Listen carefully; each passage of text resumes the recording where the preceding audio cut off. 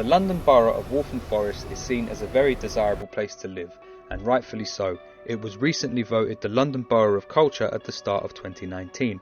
However, the area has also been associated with a growing rate of knife crime, and this is a concern that many residents are worried about.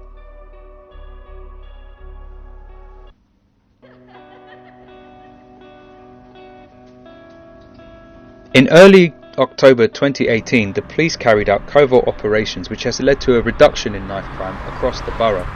We went to a local sixth form college, Sir George Monarchs, to talk to staff and students about their concerns.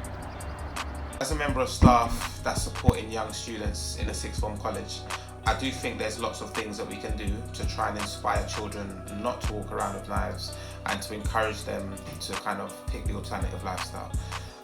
So one of the things that I think we need to be able to do is to give them positive role models. So that's one. Give them a reference point for them to see that they don't have to aspire to gang lifestyle or a lifestyle that encourages them to carry knives and to use knives, because they can see lots of professionals working that they can identify with and that are relatable to them.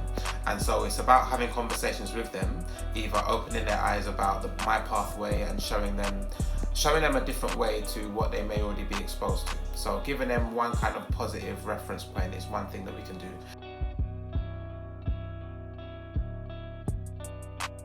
I believe like the age group responsible for knife crime is most likely to be like the age between 14 and 16, due to the fact that that's when like kids are usually they're like gassed, like, do you get what I'm trying to say? Like they usually enjoy violence, they find it cool and that, but as you get older you realise it's actually rubbish and that, to be honest.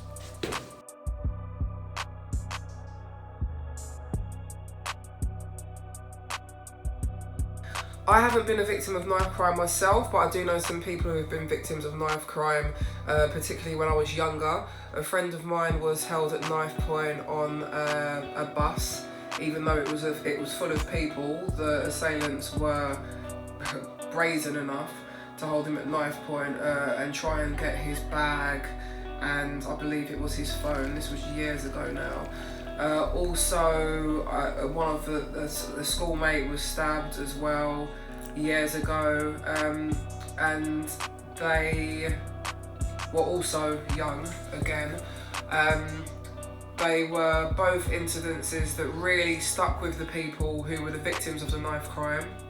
It was a horrible incident for both of them, and what was saddest is that in both cases no one really wanted to help or stopped to help, probably from fear of the person trying to stab them or do something to them as well. So it just really needs to be stamped out, and young people need to be taught that knives are not the way to go, and there's no need to be carrying or brandishing a knife towards anyone for any reason, except for if you're a butcher, and then it needs to be in your shop, and that's it. Another thing that I think we can do, which is the responsibility of teachers, but then the community in a wider sense as well, is to engage with them and to have conversations with them and to not condemn them for their thoughts or for their feelings, but to encourage them and to inspire them to make better choices based on showing them the alternative lifestyles, based on showing them what their options will look like if they're at some point in their life either the victim of knife crime or if they're convicted of carrying out a violent assault or anything, or some kind of crime involving knives. I think it's teenagers who are responsible for like knife crime, because it's only those people that tend to use it.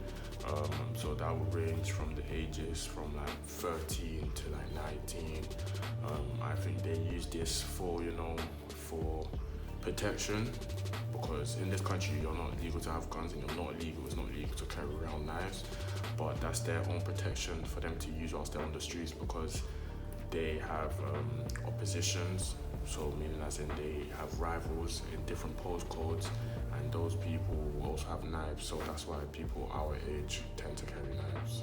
Early October 2018, the police made 70 arrests, 15 knife seizures, and recorded a 10% decrease in knife crime. There are currently 17 people awaiting sentencing.